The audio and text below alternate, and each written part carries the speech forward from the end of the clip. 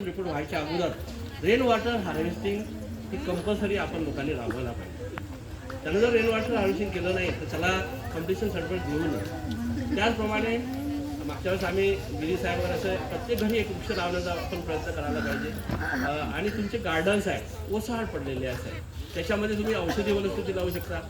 आमच्या संस्थेला आम्ही NGO आहोत, त्या दिवशी आमच्या 3 NGO होत्या. आम्ही लड्डा मॅडमला म्हटलं की आम्हाला तुम्ही थोडंसं तुमचा जर सपोर्ट केला आर्थिक आणि तुमची टीम तर आम्ही सुद्धा प्रत्येक गार्डनमध्ये औषधी वनस्पती फळवृक्ष शालेय स्तरावर फलवृक्ष तुम्ही देऊ शकता. आम्ही शाळेमध्ये सुद्धा काही काही कार्यक्रम राबवले की आम्ही तिथं विद्यार्थ्यांना फळंही खायला मिळतील आणि वृक्ष संवर्धनही होईल, वृक्षही होतील.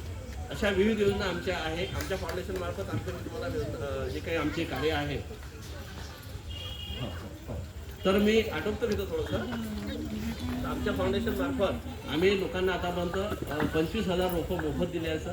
त्यापैकी जवळपास 17-18,000 आमचे रोपं जगत आहेत, झाडं केले आम्ही ते. आणि ते विविध माध्यमातून केले. ग्रामपंचायत लेवलला, शालेय स्तरावर, प्रत्येक घरी वृक्ष संगोपन स्पर्धा या माध्यमातून. त्याचप्रमाणे आमची फाउंडेशन आमची एक नर्सरी आहे. जे झाडं नष्ट होत चालले जसं बिहाळा आहे, वड आहे, वडत आहे, बिहाळा, हिरडा, मोह जे अगोदर झाडं होते त्याचे आम्ही आपले कमलताई गवळीचं जे माहेर आहे विपश्यना सेंटर त्यांनी आम्हाला 1 एकर जागा दिली. तिथं आमची नर्सरी आहे दुर्मिळ झाडांची. आम्ही सर्वांना मोफत झाडं देतो. फक्त मला एकच रिक्वेस्ट करायची आहे की आपल्या हातानं आपला विनाश करून घेऊ नका. सर्वांनी पर्यावरणाकडे टॉप प्रायोरिटीनं लक्ष द्या आणि आपल्या घरापासून आपल्या शेतापासून सुरुवात करा आणि पर्यावरण समृद्ध करण्यामध्ये महिला खूप काही करू शकतात.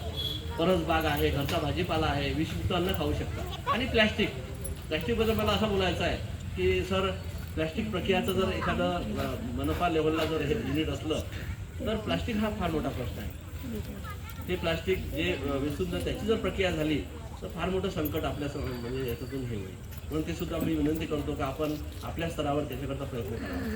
तर मी सर्वांना पुन्हा एकदा विनंती करतो की सर्वांनी पर्यावरण समृद्ध करावे आणि आपल्या पिढीकरता सुखद वातावरण ठेवावं, त्यांना शुद्ध प्राणवायू मिळेल अशी व्यवस्था करावी. एवढे बोलून मी माझे 2 शब्द बोललो.